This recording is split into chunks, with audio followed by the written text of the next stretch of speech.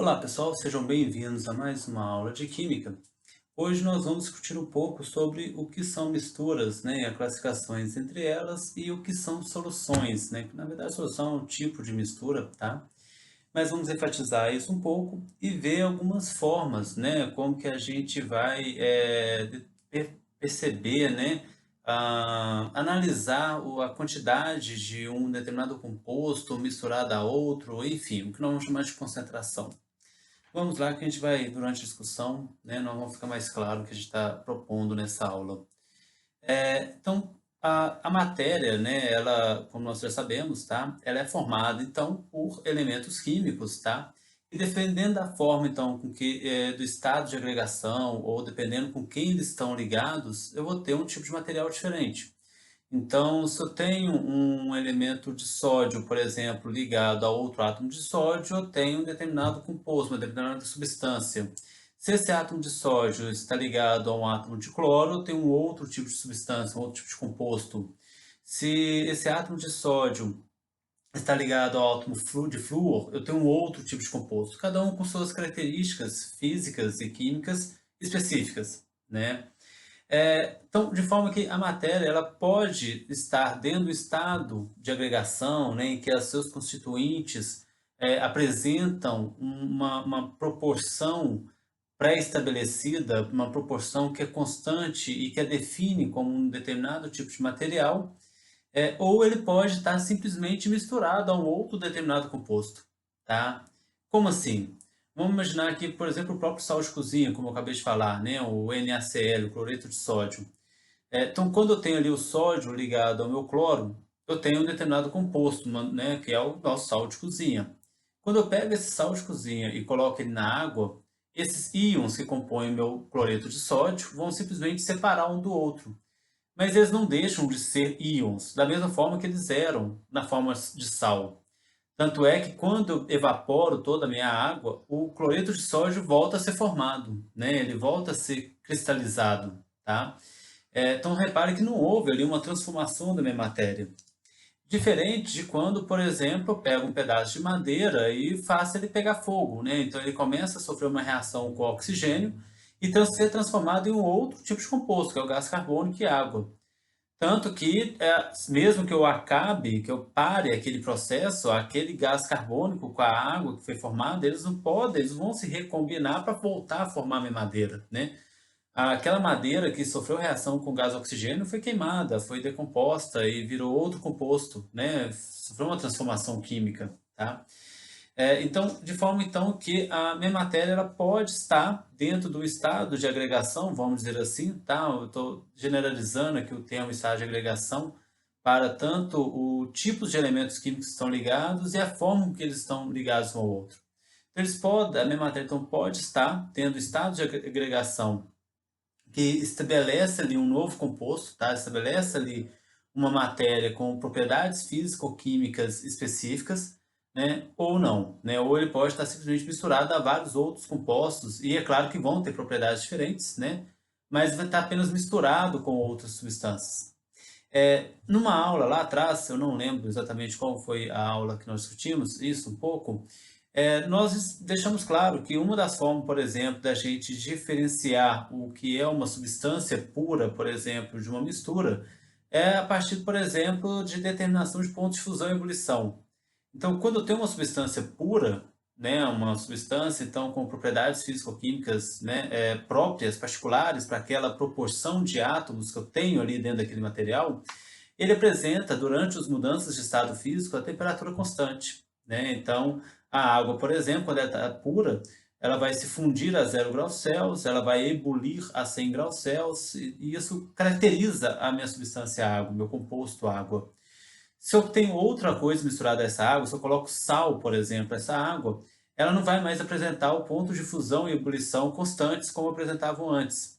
Inclusive a temperatura também vai ser outra, né? A temperatura em que a água, por exemplo, vai fundir ou vai ebulir vai ser diferente da quando ela estava no estado puro. Então, é claro que quando eu adiciono um outro ingrediente, vamos dizer assim, né, uma outra substância, quando eu misturo duas substâncias, eu altero as suas propriedades físicas, né? E essa propriedade física ela não é constante para aquele tipo de mistura. Ela vai depender da proporção que eu estou adicionando, tá?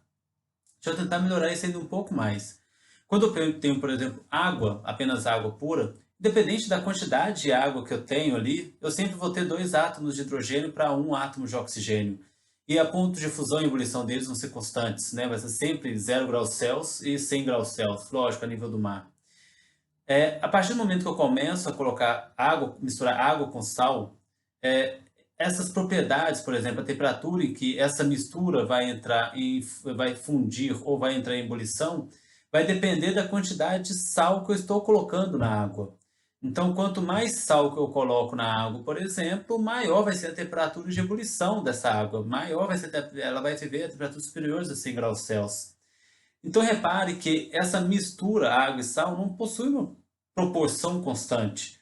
Não tem como eu dizer que sempre que eu tiver uma água salgada, eu vou ter, por exemplo, um íon de sódio para um íon cloreto para uma molécula de água. Não, não tem uma proporção.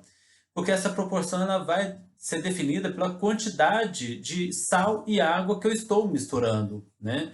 Então, como eles não têm uma proporção constante, não é uma substância, um composto, tá? Né, definido, e sim uma mistura. Como está aqui na figura, né? Repare que aqui na figura eu peguei um exemplo aqui, né, de uma água pura com sal. Então, eu tenho ali duas substâncias, dois compostos, seus estados puros, tá? Mesmo a água e o sal sendo compostos, né, sendo uma substância composta, a gente classifica como substância pura, né? Então, se eu tenho apenas água, eu tenho ali um composto, uma substância composta no seu estado puro. Então, por isso eu posso classificar também como substância pura. E no caso o sal também, apesar de ser um composto, eu tenho ali naquele caso uma substância pura, tá? E quando eu junto os dois, então eu passo a ter o que nós chamamos de mistura, né? Ou seja, eu tenho então ali mais de uma substância juntas. E é claro que uma não altera a identidade da outra, né? Então, mesmo tendo misturado, eu continuo tendo água e continuo tendo sal, né? O cloreto de sódio, só que agora juntos, ok? Essas misturas podem ser basicamente classificadas então em dois tipos, tá? O que nós vamos chamar de misturas homogêneas e misturas heterogêneas. As misturas homogêneas, elas apresentam apenas uma fase, enquanto as misturas heterogêneas vão apresentar mais de uma fase. Entenda como fase sempre que eu consigo distinguir onde começa e inicia um determinado componente daquela mistura, tá? Ou quando eu consigo perceber, então, superfícies delimitantes dentro da minha mistura, dentro daquele meu sistema, né, que eu tenho, então, ali mais de uma substância presente. Por exemplo, quando eu pego uma água com sal, eu só consigo ver a superfície do início da água e do fim da água. Eu não consigo ver outras superfícies delimitantes dentro daquela minha fração.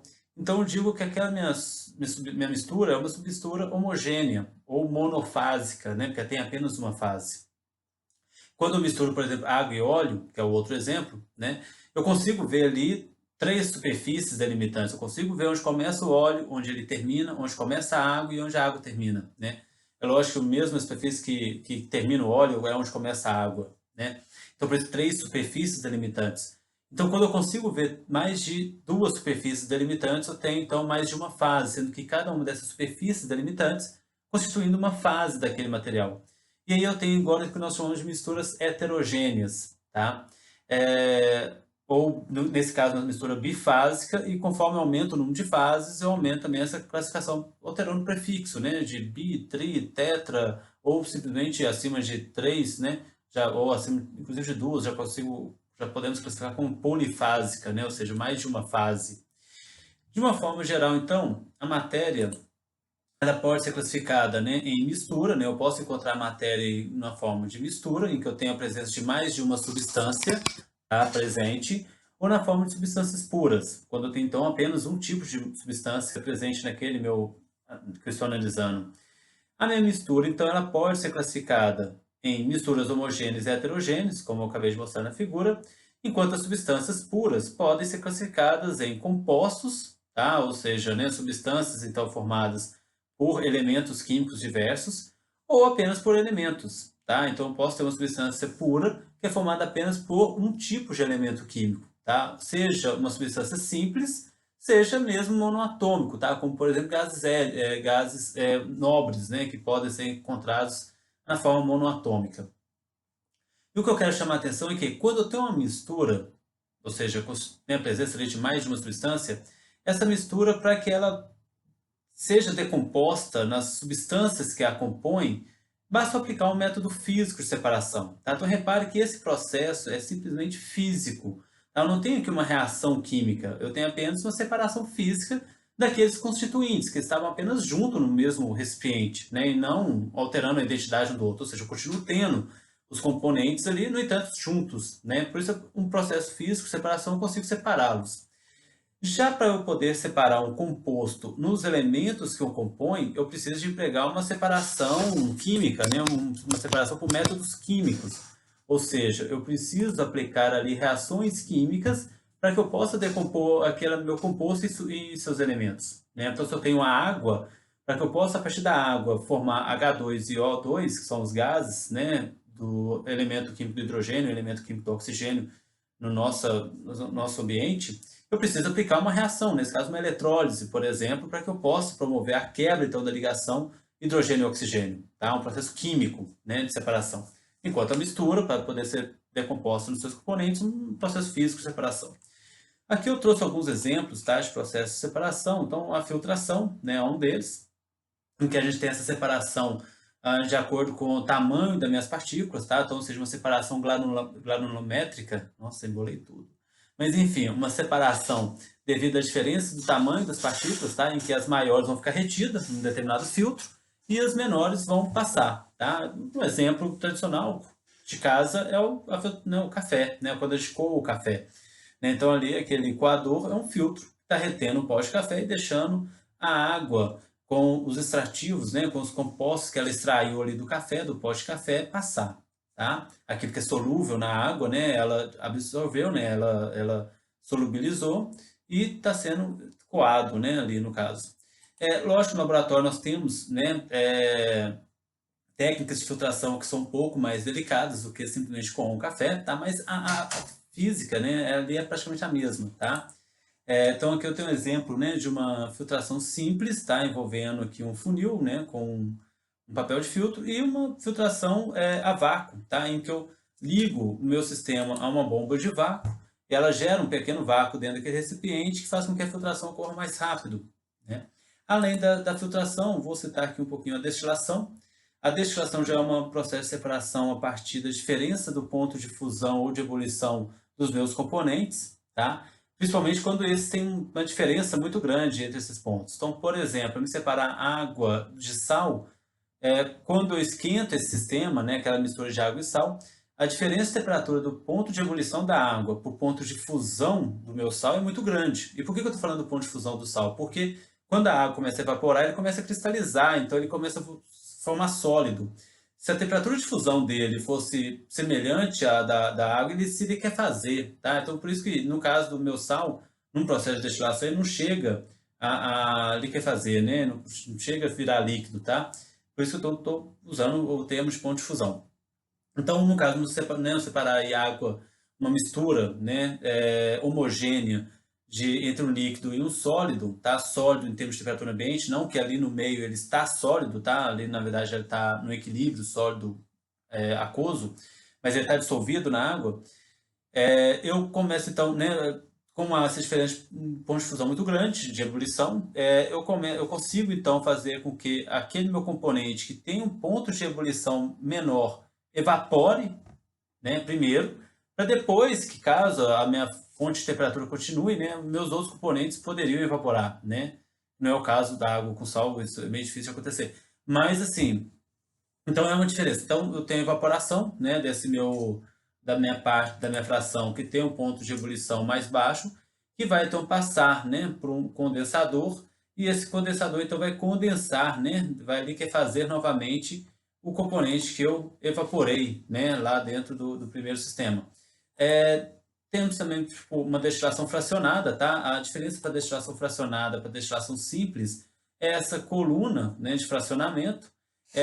Ela é utilizada principalmente para quando eu tenho misturas homogêneas líquido-líquido, né? Então, por exemplo, eu tenho água e óleo. Então, uma forma de fazer essa destilação, separação, né, entre os dois líquidos é a destilação fracionada. Essa coluna de fracionamento ela dificulta a passagem do meu gás, né, do meu vapor, de forma então que conforme ele vai encontrando essas barreiras, ele volta a se liquefazer e reevapora, tá? Então cada processo de revaporização ou de, né, de ebulição, né, que vai ocorrer ali em cada patamar daquele, eu vou tendendo a ter ali apenas um componente sendo evaporado. Isso acontece porque quando eu tenho uma mistura de líquido, pode ser que um líquido arraste o outro durante esse processo, tá? Às vezes o ponto de ebulição entre eles não é tão diferente, ou porque simplesmente durante o ato de evaporar ele vai carregar parte daquela molécula, daquele composto que está no estado líquido também, com ele, né? Então, durante essa torre, né, essa coluna de fracionamento, isso é mais difícil de acontecer. E depois ocorre a sua condensação, também eu consigo então coletar, separar os meus líquidos, tá? Um exemplo disso, né, no nosso, né, no nosso cotidiano, entre aspas, né, mas enfim, presente no processo industrial, são a torre de craqueamento do petróleo, por exemplo, né? Então ali eu tenho uma liquefação, uma condensação fracionada, né, em que eu tenho então eu vaporizo, né, os constituintes do meu petróleo, e aí conforme vai passando por essas torres de fracionamento, ele vai recondensando aqueles constituintes, né, de acordo com seus pontos de ebulição, que vão ser diferentes, e aí eu vou conseguir coletar, né, cada constituinte desse, ok? Por fim, por último, o exemplo que eu vou apresentar aqui de separação, tá, de misturas, a cromatografia. No processo de cromatografia, eu tenho um determinado, é como se eu tivesse um determinado composto, tá, que fosse arrastar a minha mistura por algum meio. E durante esse processo de arraste, minha mistura, ela vai interagindo com uma determinada superfície. E de acordo com essa interação com essa superfície, os constituintes da minha mistura vão se movimentando com velocidades diferentes. De forma então que eu vou conseguindo separar os constituintes, tá, dessa minha mistura. É como se eu tivesse um monte de pessoas, tá, atravessando um corredor, por exemplo, de um shopping, todos começassem junto, só que de acordo com que essas pessoas que estavam nessa multidão fossem vendo vitrines que lhe interessassem, fossem parando para ver. Né? Uma pessoa se interessou por uma loja de roupa, parou ali para ver aquela roupa na vitrine, outro parou numa loja de jogos, e dependendo da interação de cada um, então, com aquelas lojas, eles iriam chegar ao final do corredor em tempos diferentes, né? Porque eles iriam se movimentar, tá, ao longo desse corredor com velocidades diferentes, dependendo da interação deles no corredor. É uma analogia, né, bem simples assim, para a gente poder discutir um pouco cromatografia. É basicamente isso, né? Então eu vou ter ali um composto chamado diluente que vai arrastar uma mistura para uma superfície, tá? Que de acordo então com a interação dos constituintes dessa minha mistura com meu meio fixo, vai então se movimentar com velocidade diferente e por isso então eu consigo separar os constituintes de uma mistura também, né? Aqui é o exemplo, né? Por exemplo, então eu tenho aqui uma coluna, tá vendo? Com algum constituinte. E aí, conforme então o meu eluente arrasta a minha mistura ao longo da minha coluna cromatográfica, tá? Nesse caso, eu consigo então separar os constituintes daquela minha mistura. Tá, isso são formas de separar a mistura, mas nem sempre eu estou lidando querendo separar uma mistura, até porque quando eu estou no laboratório, às vezes a gente precisa fazer uma determinada reação química e nessa reação química eu preciso que meus constituintes estejam solubilizados em um meio para que aquela reação possa acontecer, tá? E por isso então eu tenho que trabalhar com o que nós chamamos de soluções. A solução nada mais é do que um outro nome dado a misturas homogêneas. Então, lembrando lá, eu tenho misturas heterogêneas e misturas homogêneas, e sempre que nós temos misturas homogêneas, essas podem também ser chamadas de soluções. E uma informação importante das soluções é a quantidade de constituintes que eu tenho dentro dessa solução, chamada de concentração. Tá? Então, a concentração ela é a proporção de elementos, de compostos que eu tenho solubilizados dentro daquele determinado meio, dentro daquela determinada, né, seja meio aquoso ou não aquoso. Né? Soluções aquosas, eu tenho um determinado composto solubilizado em água. Soluções não aquosas está solubilizado em outro tipo de solvente, tá? Um álcool, uma acetona, um éter, etc. Para tentar fazer uma analogia com concentração, tá? Imagine que eu tenho esse copo, tá? Vazio, como sendo então um espaço que pode ser preenchido, tá? Então imagine que eu tenho alguma coisa aqui dentro, tá? Ou simplesmente vazio. E coloque dentro desse copo algum tipo de material, tá? Nesse caso aqui eu coloquei umas bolinhas, tá? E aí eu tenho então uma proporção, tem uma razão entre quantidade de bolinhas que eu tenho aqui dentro desse volume desse copo, tá? Então imagine aqui que eu tenho um copo de mais ou menos 300 ml, tá? E coloquei lá dentro 3, 6, 9 bolinhas. Então posso dizer que eu tenho 9 bolinhas em 300 ml, tá? Ou 9 bolinhas dividido por 300 ml, eu poderia até chegar numa razão aí de 3 para 1, né? Então, ou seja, eu teria aí 3 bolinhas por ml, tá? Por 100 ml, né? Eu teria 3 bolinhas por 100 ml do meu copo. Então, a cada 100 ml do meu copo, eu teria 3 bolinhas metálicas, tá? Por quê? Porque quando a gente fala de uma solução, aqui é claro que as bolinhas estão todas agrupadas embaixo, né? Porque eu não tenho nenhum meio para ela ficar dispersa. Mas quando eu falo de uma solução, o meu constituinte está disperso dentro do meu volume, daquela minha solução, daquele meu líquido, do meu meio, tá? Se ele está disperso, ele está em um constante movimento ali dentro. De forma que qualquer fração que eu pegue daquela minha solução, eu vou ter a mesma razão de quantidade, então, daquele meu composto que está dissolvido ali dentro e de líquido, tá? Por isso que se essas bolinhas, então, tivessem dispersas de forma a ocupar todo esse volume, eu teria uma razão ali, então, de 3 bolinhas a cada 100 ml desse copo. É como se eu pegasse, então, a qualquer momento que eu pegasse 100 ml desse copo, eu teria 3 bolinhas ali, né? Então, aqui eu tenho 9 bolinhas em um copo de 300. Se eu virasse, vamos supor, 100 ml em um outro recipiente, nesse outro recipiente de 100, teriam 3 bolinhas, de forma que sobrariam apenas 6 nesses 200 ml que sobraram no outro copo, tá? Essa forma, então, deu. E aí, tá.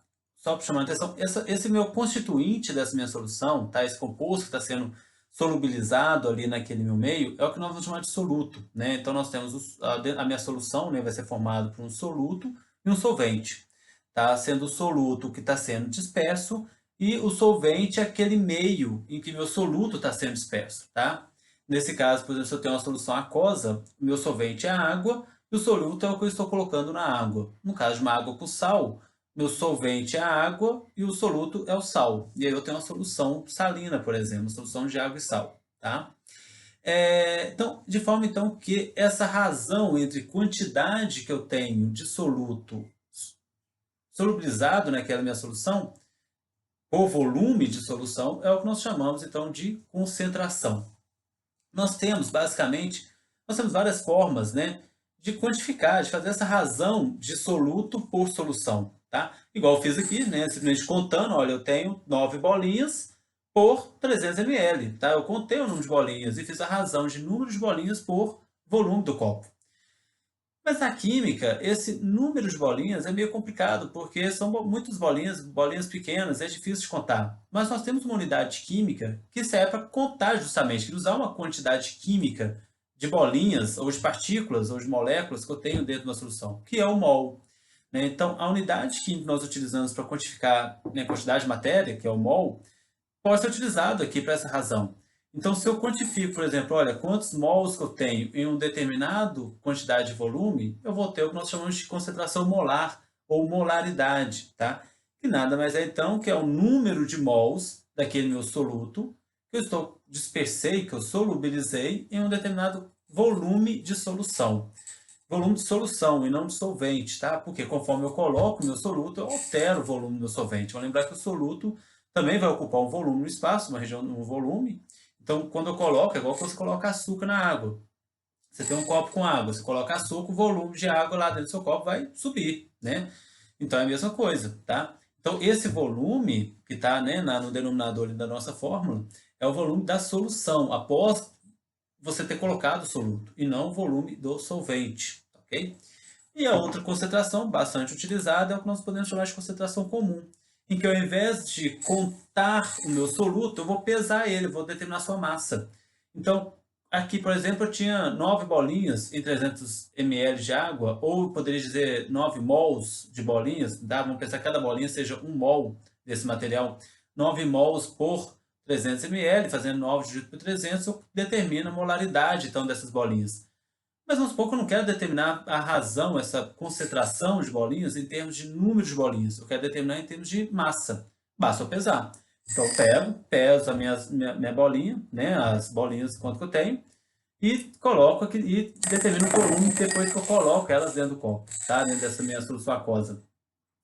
Essa razão, em termos de massa por volume, é o que nós chamamos de concentração comum, também chamada de gramas por litro, tá? Então, determino lá a quantidade absoluta em termos de gramas e divido pelo volume da minha solução em termos de litros. E aí eu tenho o que nós chamamos de concentração comum, tá? Pessoal, é isso, né, por hoje, e espero que tenha ajudado, tá? Nos vemos na próxima aula.